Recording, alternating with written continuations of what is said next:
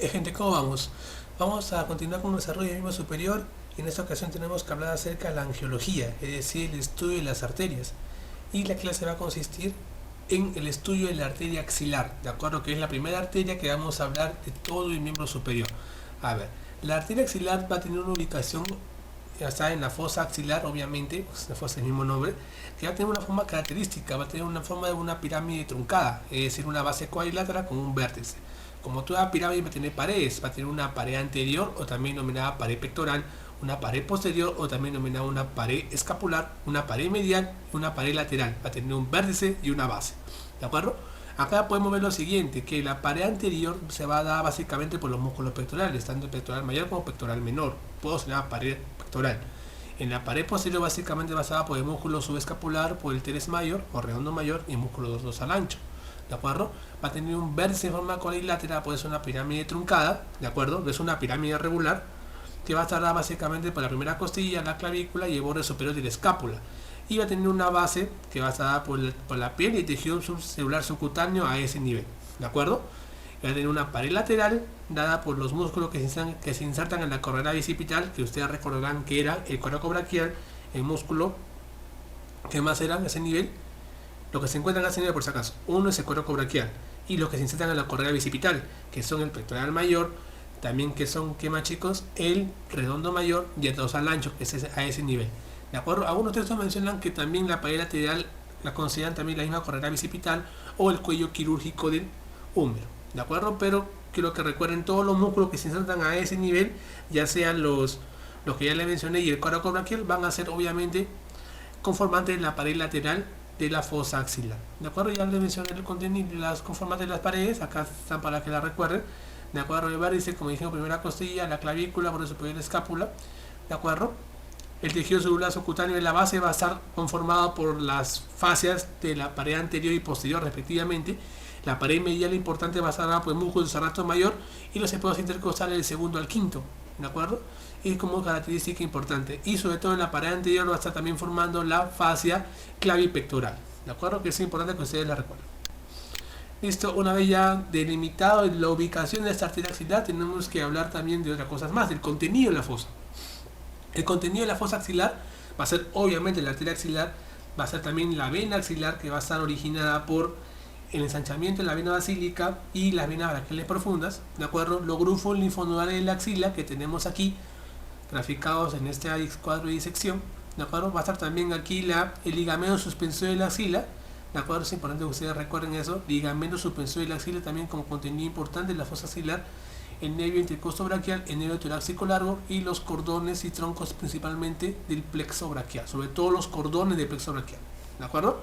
Entonces eso quiero que ustedes recuerden como contenido importante de la fosa axilar. Repetimos de nuevo, arteria axilar, vena axilar, cordones del plexo braquial, principalmente sus ramos colaterales y terminales, ¿de acuerdo?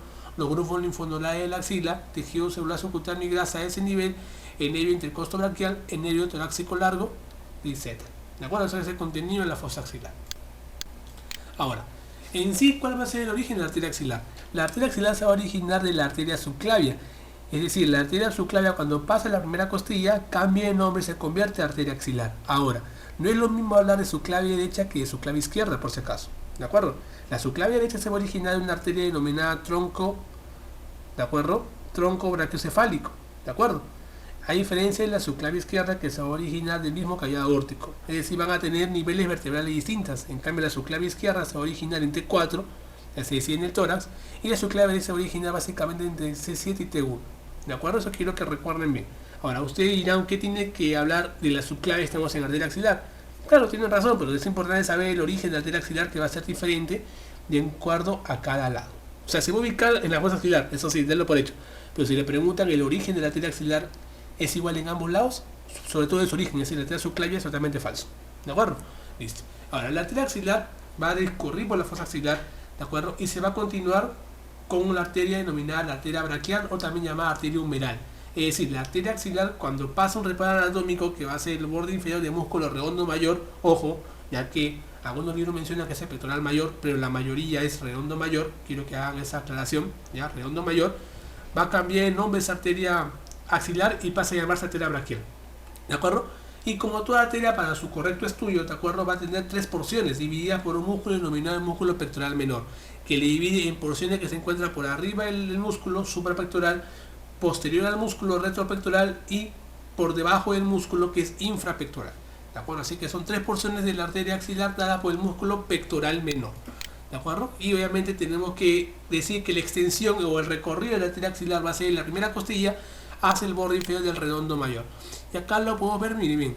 Acá tengo la carótida derecha, la subclavia derecha, ¿de acuerdo? Acá más o menos sería aquí este nivel, ¿de acuerdo? Sería T4, acá sería más o menos T1, C7 aproximadamente, ¿de acuerdo? Y ustedes pueden observar lo siguiente, que la arteria subclavia cuando pasa en la primera costilla cambia a arteria axilar. Y acá ven un músculo que se inserta en la tercera, quinta costilla. Ojo, una cosa es costilla, otra cosa es arco costal. El arco costal es la unión de cartílago costal y la costilla. En este caso, miren un músculo que se inserta tercera y cuarta, quinta costilla y va a la apófisis coracoides de la escápula, que es el músculo pectoral menor. ¿De acuerdo? Este músculo pectoral menor, miren, me divide la arteria axilar en una porción que se encuentra por arriba, suprapectoral, una porción que se encuentra por debajo o posterior, retropectoral, y una porción que se ubica inferior a ese músculo que es infrapectoral. ¿De acuerdo? Entonces, esas son las porciones de la arteria axilar. Y miren, acá yo tengo el músculo teres mayor, ¿de acuerdo? O redondo mayor, y cuando pasa el borde inferior de este músculo cambia de nombre y se convierte en arteria braquial. ¿De acuerdo? Así que ese es básicamente el recorrido de la arteria axilar. Ahora, cada porción va a tener límites y va a tener principalmente ramas. ¿De acuerdo? Si le pregunta cuáles son los límites, por ejemplo, de la primera porción, fácil. Por arriba, primera costilla. Por abajo, borde superior del pectoral mayor. Límite de la segunda porción, por arriba, límite superior del pectoral mayor. Y por abajo, obviamente, el límite inferior del pectoral mayor. Y anterior, ¿cuál sería? La cara posterior del pectoral mayor.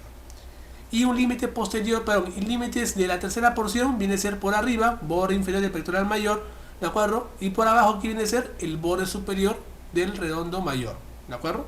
¿O no? Miren bien, chicos. La tercera porción, ¿cuál sería el límite inferior? El borde inferior del redondo mayor. Cuando pasa este borde inferior, dijimos que cambia a ¿dónde? A arteria braquial.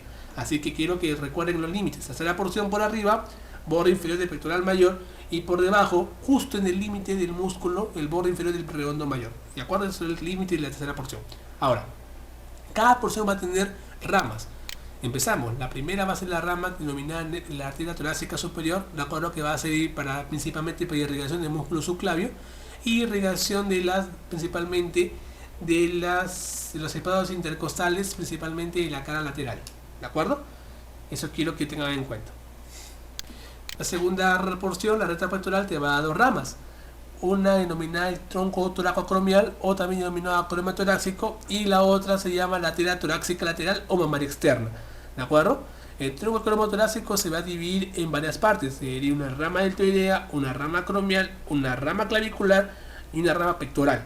Y esa pectoral se subdivide en dos, una para el pectoral mayor y una para el pectoral menor. Entonces, ¿cuántas ramas me está dando el tronco toracoacromial? Me da 4. Repetimos de nuevo: deltoidea, acromial, clavicular y pectoral.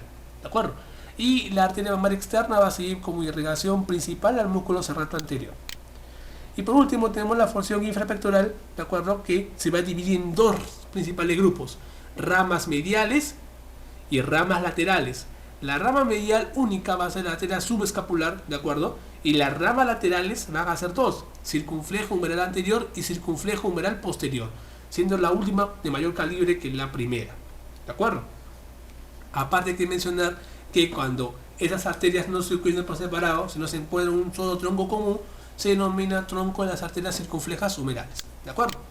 Ahora, también tenemos que hablar ahora de las relaciones que tiene la arteria axilar, de acuerdo a sus porciones. Empezamos. Va a tener relaciones anteriores, posteriores, mediales y laterales. ¿De acuerdo? Yo quiero que ustedes esto que está acá lo lean, ¿de acuerdo? Porque no vale sentido que lo mencione uno por uno, porque prácticamente voy a tener que leer lo mismo. Pero lo quiero que ustedes mencionen, quiero que recuerden aquí lo siguiente. ¿Ya? Miren, ustedes pueden observar aquí que la tercera porción, miren, en su relación anterior va a ser la raíz media del nervio mediano. ¿De acuerdo? Ahora, ¿qué es el nervio mediano? Viene a ser una rama final del cordón, básicamente, de los tres corpus braquiales. Es decir, el nervio mediano va a ser la unión de dos raíces, ¿de acuerdo? La raíz lateral y la raíz medial. Ambas raíces provienen de los cordones respectivos, el cordón anterolateral y el cordón anteromedial. Ya quiero que ustedes más o menos sepan a qué me estoy refiriendo. ¿Por qué? Porque la relación más importante, ojo, más importante de la arteria axilar en la fosa axilar va a ser la pinza anatómica. Y la pinza anatómica no es otra cosa que va a estar formada por la unión de las raíces del nervio mediano. ¿De acuerdo? Eso quiero que lo tengan bien claro. ¿Ya? La relación más importante de la arteria axilar en la fosa axilar, ¿cuál va a ser? La pinza anatómica, que va a ser pinza, va a dar redundancia a la tercera porción de la arteria axilar. ¿De acuerdo? Eso quiero que recuerden. Ya lo demás lo leen en posterior. Ahora vamos a hablar ahora de las ramas, así en forma esquematizada. Acá vemos que la arteria subclavia pasa a la primera costilla y se convierte en arteria axilar. Y cuando pase por inferior, se convierte en arteria umbral o arteria braquial. ¿Sí o no? Acá tenemos el músculo pectoral mayor, la porción suprapectoral, retropectoral e infrapectoral. Porción suprapectoral, la arteria torácica superior, que va a dar irrigación para el músculo subclavio, como dijimos, y la irrigación de la parte lateral de los espacios intercostales. ¿De acuerdo? Eso quiero que recuerden muy bien. Segundo, la segunda porción va a dar, por ejemplo, la arteria torácica lateral, ¿de acuerdo? O mamar externa.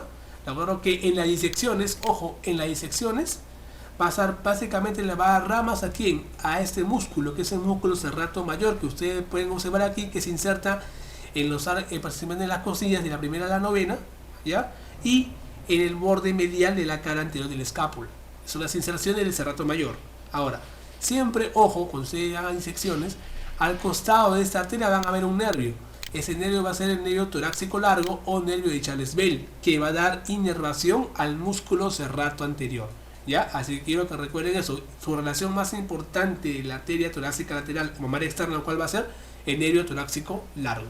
Ahora, aparte de la irrigación del músculo ya mencionado, la arteria torácica lateral va a irrigar el segundo y tercer espacio intercostal en su cara externa. ¿De acuerdo? Es importante que ustedes recuerden eso. Ahora, y por último, tenemos que hablar de la segunda porción, el tronco acromotorácico o toracoacromial, que dijimos que daba varias ramas. La rama pectoral, que se divide en dos, tanto para el pectoral mayor como el pectoral menor respectivamente.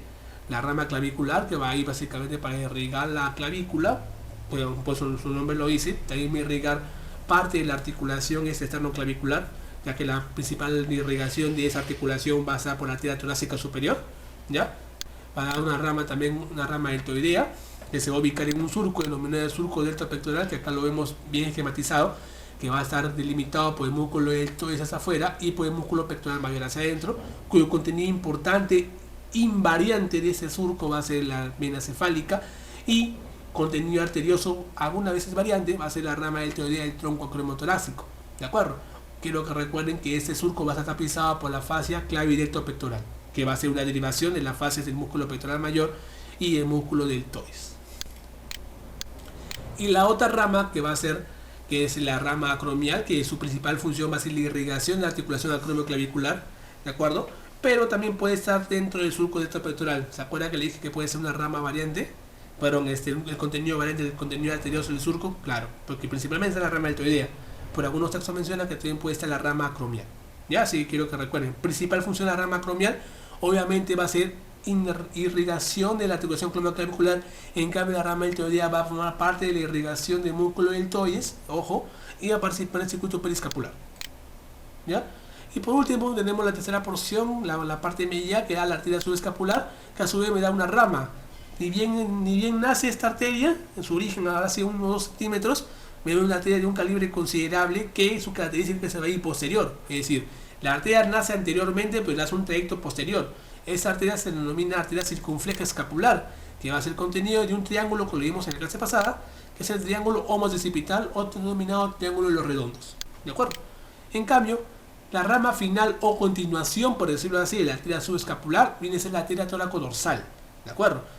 Un truquito, ni bien ustedes busquen la arteria subescapular, ojo, busquen al pectoral mayor y medialmente, perdón, al pectoral menor, y medialmente por debajo de ese reparo que dijimos, van a encontrar la arteria subescapular.